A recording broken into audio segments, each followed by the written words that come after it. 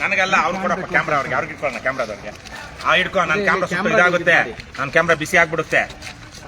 ನಮ್ ಕ್ಯಾಮ್ರಾ ನನ್ನ ಕ್ಯಾಮ್ರಾ, ನಿನ್ ಕ್ಯಾಮ್ರಾ ನೀನು ಆನ್ ಆಗಿದೆ ಸರ್. ತಗೊಳ್ಬರೋ, ನೀವೆಲ್ಲ ನೋಡ್ಕೊಂಡು ತರ್ಕೊಬರ್ಬೇಕು. ನಾನು ಅದಕ್ಕೆ ತಂದೆ. ಆನ್ ಆಗಿದ್ದೇನಪ್ಪ? ಬಂಧುಗಳೇ, ಎಲ್ರಿಗೂ ನಮಸ್ಕಾರ. ನಾವಿವತ್ತು ಬೆಂಗಳೂರು ಗ್ರಾಮಾಂತರ ಜಿಲ್ಲೆಯ ದೇವನಹಳ್ಳಿ ತಾಲೂಕಿನ ಪೂಜನಹಳ್ಳಿ ಅನ್ನೋ ಗ್ರಾಮದಲ್ಲಿ ಇದೀವಿ. ಗ್ರಾಮ ಏನೂ ಅಲ್ಲ, ಇದು ಆಲ್ರೆಡಿ ಬೆಂಗಳೂರು ಹೊಂದ್ಕೊಂಡಿದೆ. ಏರ್ಪೋರ್ಟ್ ರಸ್ತೆಯಿಂದ ಒಂದು ಅರ್ಧ ಕಿಲೋಮೀಟರ್ ದೂರದಲ್ಲಿ, ಏರ್ಪೋರ್ಟ್ ಟೋಲ್ ಇಂದ 1 ಕಿಲೋಮೀಟರ್ ದೂರದಲ್ಲಿ ಇದೀವಿ ನಾವು. ನಮ್ ಹಿಂದೆ ಕರ್ನಾಟಕ ಸರ್ಕಾರದ ಒಂದು ಉದ್ಯಮ ಏನು, KAPEC integrated cold chain facility, ಸಮಗ್ರ ಶೀತಲ ಸರಪಳಿ ಘಟಕ.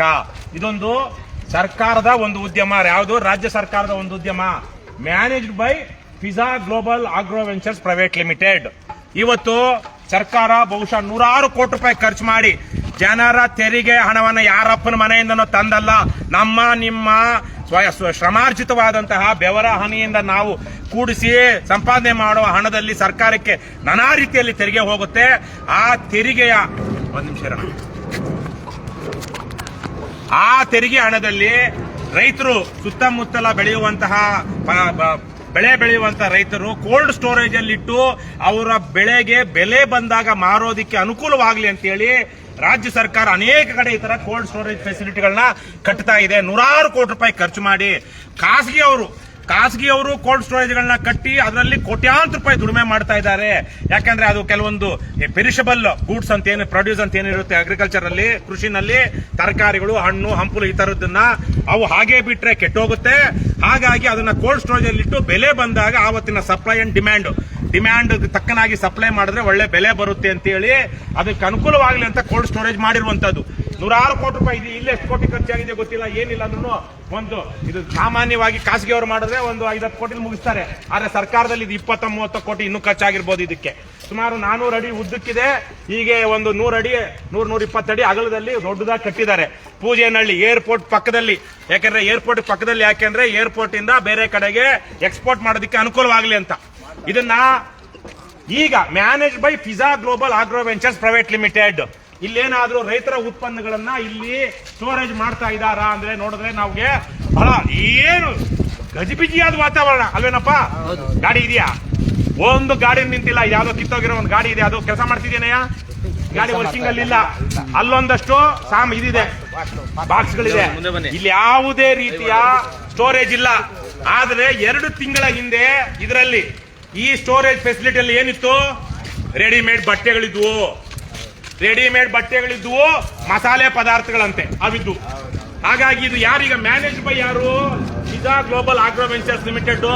ಕಾಂಗ್ರೆಸ್ ಪಕ್ಷದ ಒಬ್ಬ ಭ್ರಷ್ಟ ರಾಜಕಾರಣಿ PM ಫಾರೂಕ್ ಅಂತ, ಆತನ ಕಂಪನಿ ಅದು.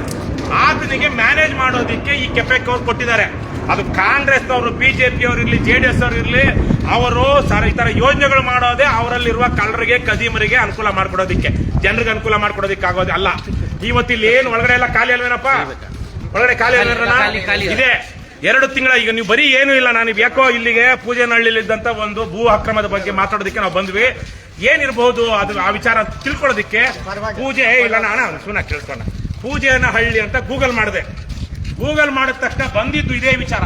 ಆ ವಿಚಾರ ಅಲ್ಲ, ಯಾವ್ದಾದ್ರು ಅಲ್ಲಿ ಕೃಷಿ ಇಲಾಖೆಯವರು, ತೋಟಗಾರಿಕೆ ಇಲಾಖೆಯವರು, ಸರ್ಕಾರ ಅವ್ರು ಕೊಟ್ಟಿದ್ದಂತ ಜಮೀನನ್ನ ಉಳಿಸ್ಕೊಳ್ಳೋದು ಯಾರೋ ಕಳ್ಳರು ಇವಾಗ ರಿಯಲ್ ಎಸ್ಟೇಟ್ ಅವ್ರು ಹೊಡಿತಾ ಇದಾರಲ್ಲ, ಆ ವಿಚಾರ ಆಮೇಲೆ ಬಂದಿದ್ದೇನೆ. ಪೂಜೆನಹಳ್ಳಿ ಈ ಸರಪಳಿ ಶೀತಲ ಕೇಂದ್ರ ಏನಿದೆ ಅದರಲ್ಲಿ ಈ ತರ ಅಕ್ರಮವಾಗಿ ಬೇರೆ ಬೇರೆ ಪದಾರ್ಥಗಳನ್ನ ಇಟ್ಟಿದ್ದಾರೆ ಅನ್ನುವಂತ ಸುದ್ದಿ ವರದಿ ಆಗಿರೋದು ಬಂತು. ಮಾರ್ಚ್ 4ನೇ ತಾರೀಕು ವರದಿ ಆಗಿರೋದು. ಅಂದ್ರೆ 3ನೇ ತಾರೀಕು ಆಗಿದೆಯೋ 4ನೇ ತಾರೀಕು ಆಗಿದೆಯೋ ರೇಟ್ ಗೊತ್ತಿಲ್ಲ. GST ಅಧಿಕಾರಿಗಳು ಬಂದು ಇಲ್ಲಿರೋದನ್ನೆಲ್ಲ ಸೀಸ್ ಮಾಡಿ ಇವಾಗ ಇದರಿಂದ ವಾಪಸ್ಸು ಕೃಷಿ ಇಲಾಖೆಗೆ ಅಥವಾ ಅದು ಕೆಪೆಕ್ ಸಂಸ್ಥೆಗೆ ವಾಪಸ್ ತಗೊಳ್ಳೋದಕ್ಕೆ ಪ್ರಯತ್ನ ನಡೀತಾ ಇದೆ.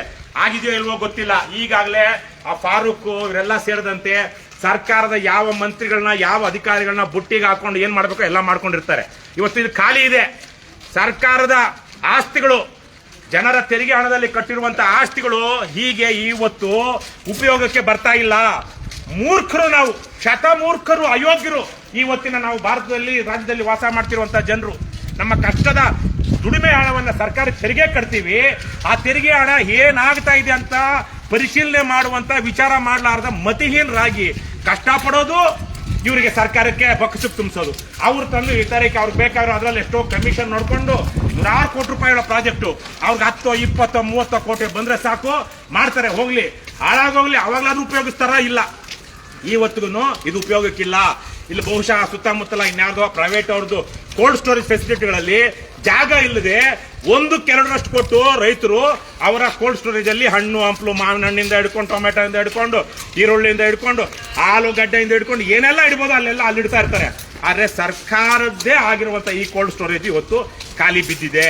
ಇದನ್ನ ಏನಕ್ಕೆ ಬಳಸ್ತಾ ಇದ್ರು? ಆಗ್ಲೇ ಹೇಳ್ದಂಗೆ ರೆಡಿಮೇಡ್ ಬಟ್ಟೆಗಳು ದಾಸ್ತಾನ್. ಇದು ರೆಡಿಮೇಡ್ ಬಟ್ಟೆಗಳು ಪಾಪ ಕೋಲ್ಡ್ ಸ್ಟೋರೇಜ್ ಅಲ್ಲಿ ಇಟ್ಟರೆ ಮಾತ್ರ ಉಳಿಯೋದು ಅಲ್ವಾ? ಹೌದೇನಣ್ಣ? ರೆಡಿಮೇಡ್ ಬಟ್ಟೆಗಳು ಇಡೋ ದಾಸ್ತಾನ ಆಗ್ಬೇಕಾಯ್ತು. ಹಾಗಾಗಿ ಇಲ್ಲಿ ಬಂದಿದ್ವಿ.